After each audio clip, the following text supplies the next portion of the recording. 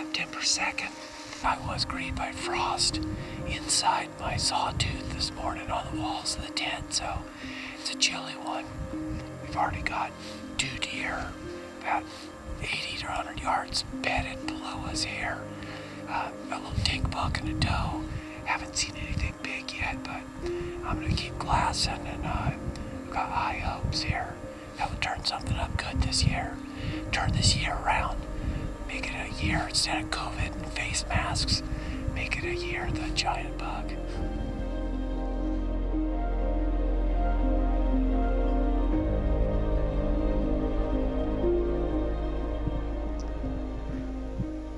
It's a really good deer. The last handful of years, these bucks have been dropping out of the basin, down into the jack pines and into the timber, and been thwarting my stalking efforts by doing that, because once you get into the timber, it's, you're just kind of sneaking and peeking, and it's pretty low percentage.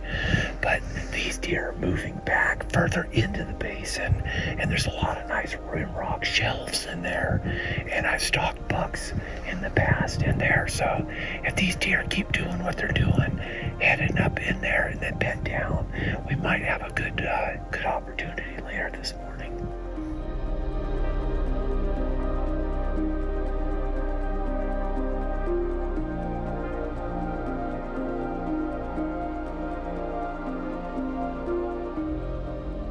Dude, he looks twice as big in the shadow.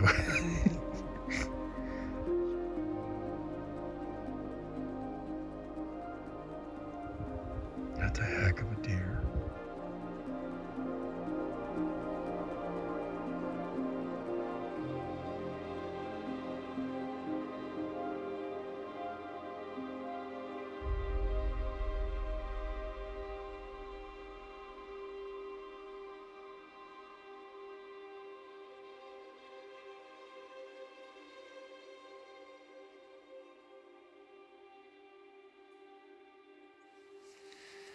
Well, it's 20 to 11, and we had 15 bucks over on that hillside, and they're scattered out all over there.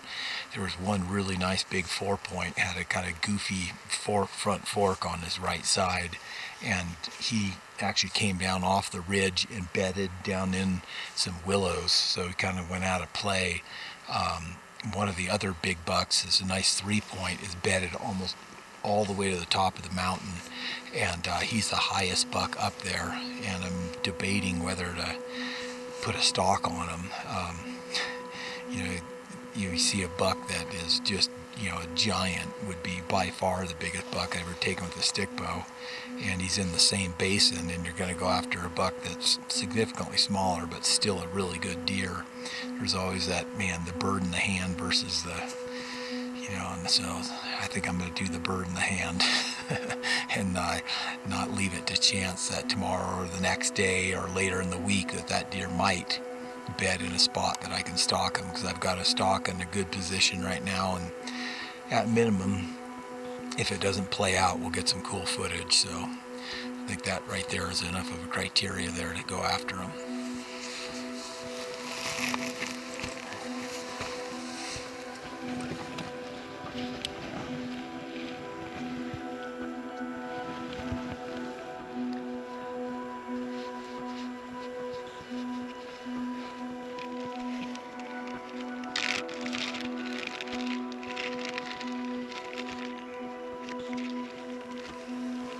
So I'm using a couple of game bags as a signal here. So I'm a long ways away from these deer, and I'm not going to be able to see them. So if that buck gets up and moves during my stalk, I don't want to go all the way out there. So if he gets up and moves, Ben's going to pull these 2 game bags down so that I'll know that the stalk is aborted and it's time for me to turn around and come back.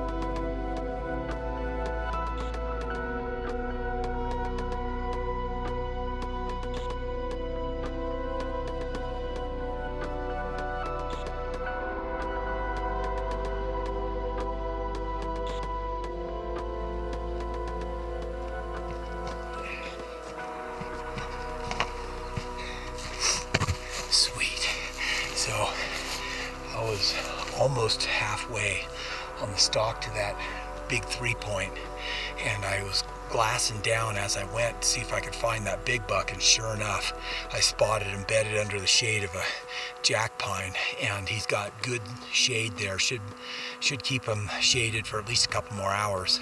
Hopefully he doesn't get up to feed in the meantime. And the smaller buck, he must be around the corner because I can't see him at all. And I've got a great avenue of approach to be able to come up blind on him. I think he's bedded facing kind of downhill, so I should be able to come up, hopefully get a shot at him without him being able to see me. So we're going to tear down here and move up the ridge quite a ways here, set up with a new angle, and hopefully I'll get a chance at that big buck.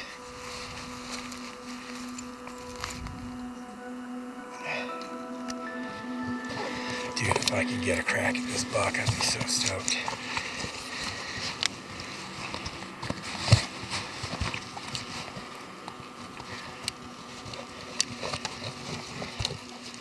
He's a big one.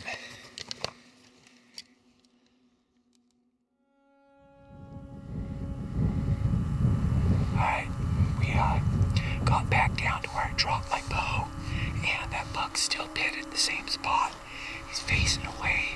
I was just watching him, and he's kind of turned his head and looked back up the hill a little bit, but hopefully by the time I get down there, he's just settled in and just looking straight downhill.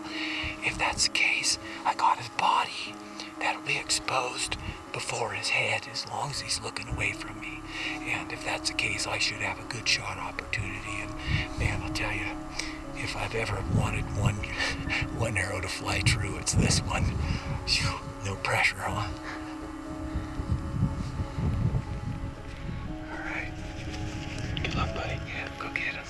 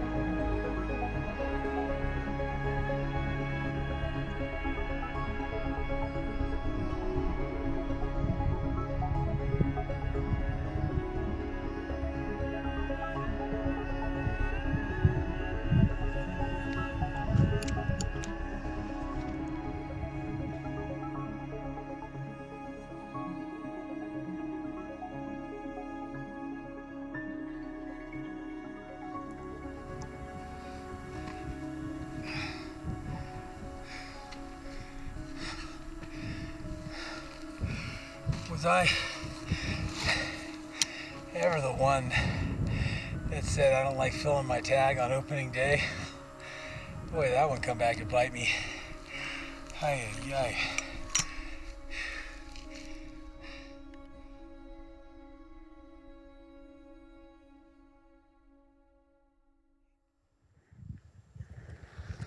Day 2, and we blew out the basin to the east of camp, and I got 3 main basins that hunt up here, and there's a group of elk hunters camped in one of my favorite basins, so that blew that one out. So really we only have kind of 2 areas to hunt. We got up at 4 o'clock this morning, left camp at 4:30, and hoofed it over to the farthest one, and we got into a dozen bucks in this basin, and there's one really nice one, giant deep forks, super narrow, but he's tall, he's got a big frame, really big buck, but like I said, just super narrow, the inside spread, and the bulk of the bucks, there's 12 here, 8 of them, well, I saw 6 going out the basin, gonna go around the corner, and the 4, including the one big one, is kind of working our way towards us. So we're just gonna sit tight and see what happens here.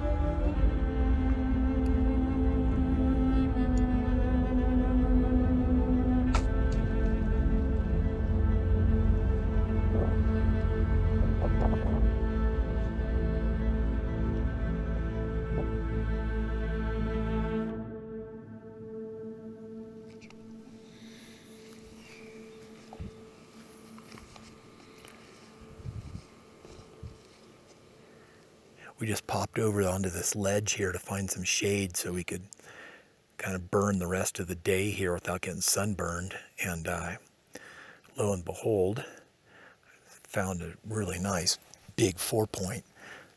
He kind of tucked in there for a few minutes. I thought I was going to have a good opportunity for a stalk where he was kind of had a blind side, but then he fed out, and now he's just kind of right along the base of some rim rock. It's getting towards evening now. It's 4 o'clock, and that buck's in the shadows. The sun's going to drop further. He's kind of working his way out towards the end of that rim rock there. I'm going to drop off this rim rock I'm on, try to circle across around the top of this basin here without spooking him, and then get out on the top of that rim rock, get out beyond him, and then drop down. And I'm anticipating, if I can get out there fast enough, that he's going to come around on the bottom edge of that rim rock, and then I'm going to try to set up. Sounds like a lot of calories to burn for a big maybe, but other than that, I'm just sitting here twiddling my thumbs.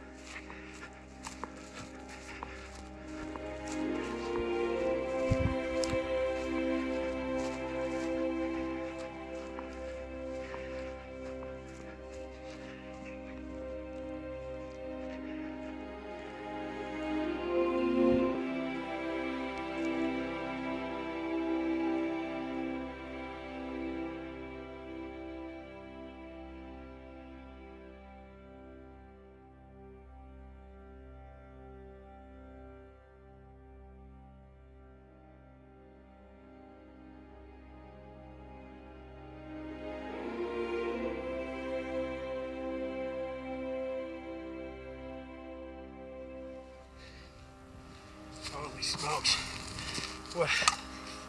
What a stalk, man. I thought I had that thing in the bag. I went down, I took my boots off way too early. I lost my perspective on where I was. And I took my boots off probably 200 yards from where above where I should. Yeah, I mean, it worked out okay. It's one of those things where you're sitting up here, the buck is way down there, and you're looking at it going, okay, he's gonna get around that corner, and you figure you have a limited amount of time. I think I got down to where I took my boots off in 20 minutes. It was fast. Yeah, when you got a big buck like that, and the clock is ticking, then you want to make some tracks. So that's the second stalk of the day, I think, today. So can't really complain. Got some action in, and hopefully tomorrow.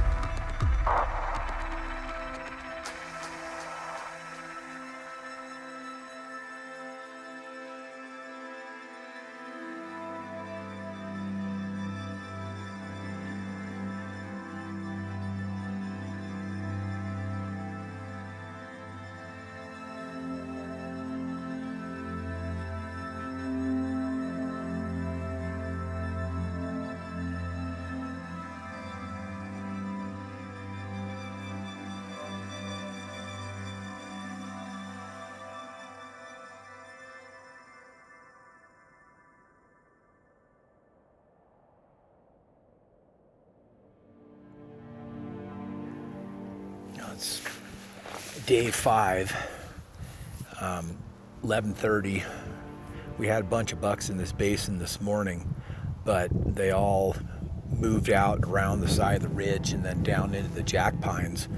So one buck stayed behind, and he's bedded, tucked up underneath a rock. I'm gonna have to get up above him or to the side of him and then wait until he gets up, because I mean there's literally an overhang and he's underneath it, and so it's going to be a little interesting, both from a perspective of trying to get a shot and then also trying to get video of him, because we don't know when he's going to stand up.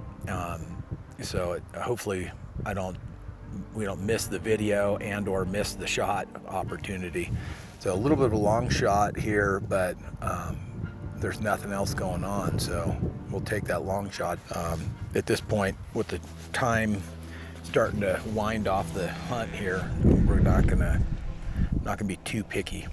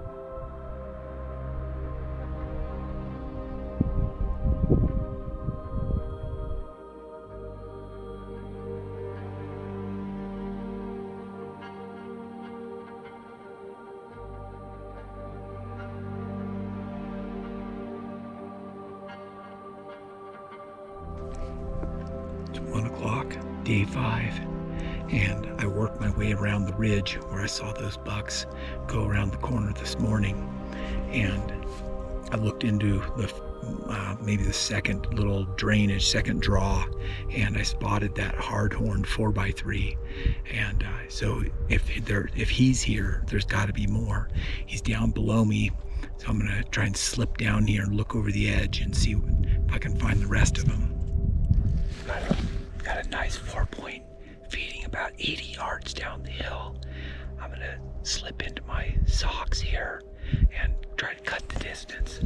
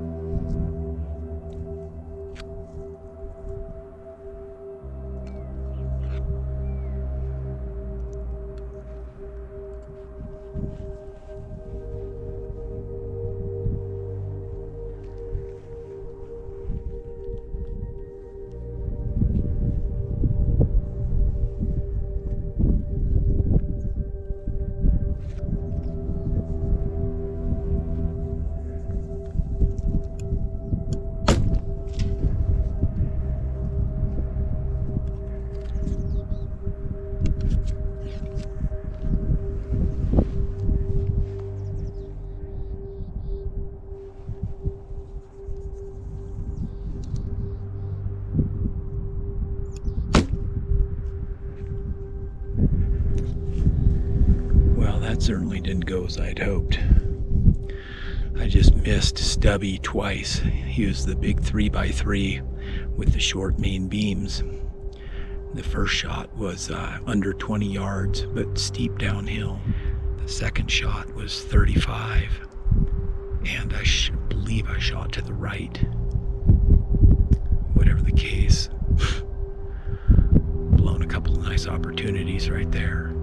Those are both shots that I can easily make. And to say I'm a little disappointed is an understatement. So I'm feeling the pressure of that. The time, the clock is ticking. I sure hope I can get it done.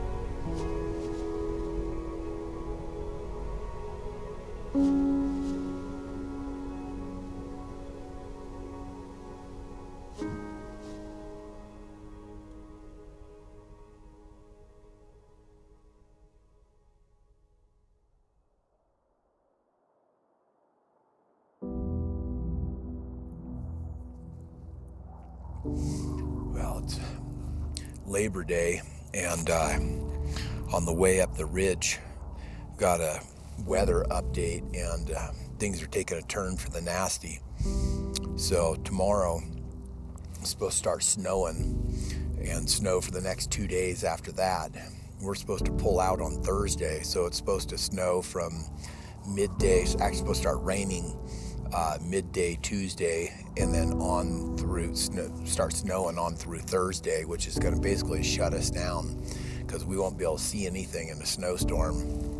And they're calling for 10 to 20 inches, which is an insane amount for an early September snowstorm.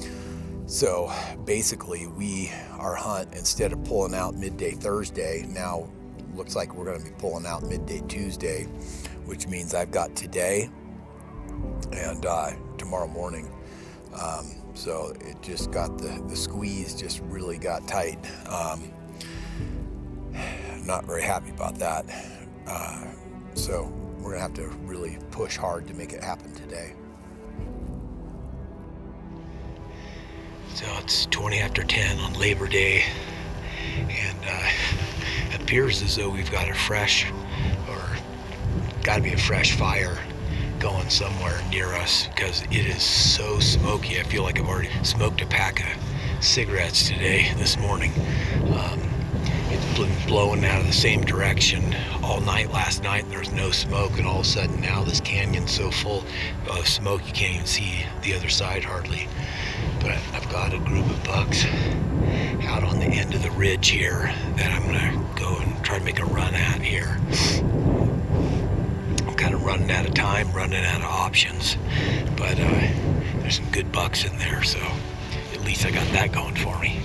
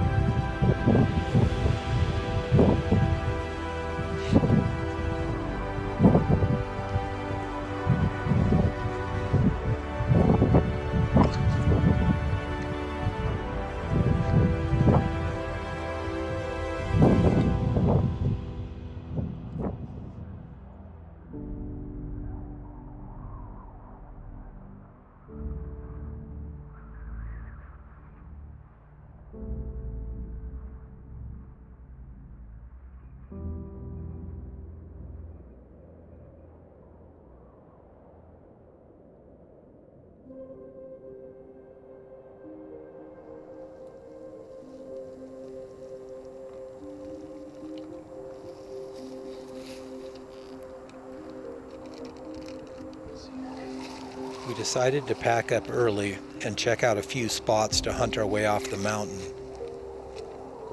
But the bucks must have also got the weather report and weren't to be found. Having exhausted our final opportunity the day before, we were somewhat melancholy descending towards the truck.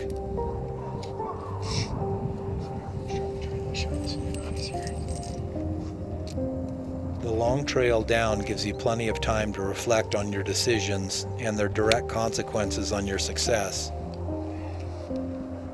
Success can be such an elusive thing, repeatedly within grasp, only to evaporate like smoke in the wind. The stickbow is not a very efficient way to fill the freezer, but if you thirst for personal and spiritual growth, adventure, solitude, and a physical challenge. All of these things can be found in the mountains, and a traditional bow gives you plenty of opportunity for all of these.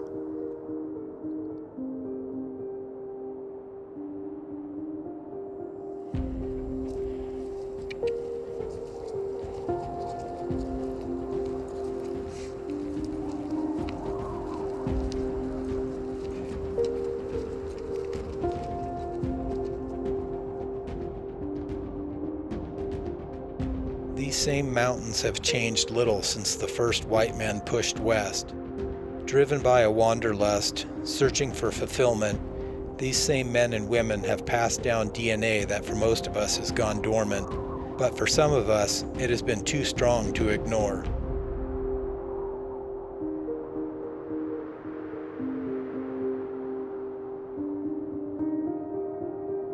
Depending on wit, savvy, and woodsmanship, these skills could spell the difference between life and death for them. Fast forward a few hundred years, and for most of us that share a common DNA, the risk may be more muted, but the same thirst for challenge and adventure drives us.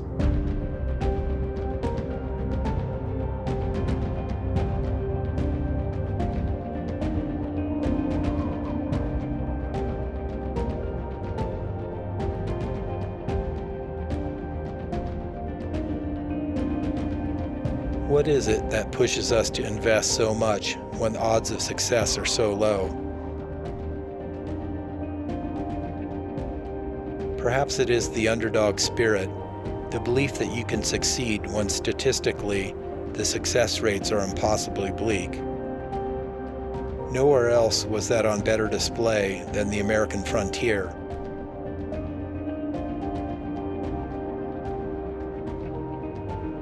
Each fall, filled with unfounded optimism, I, along with untold scores of others that share that common DNA, start that ascent into the mountains, bow in hand, to beat those single-digit odds.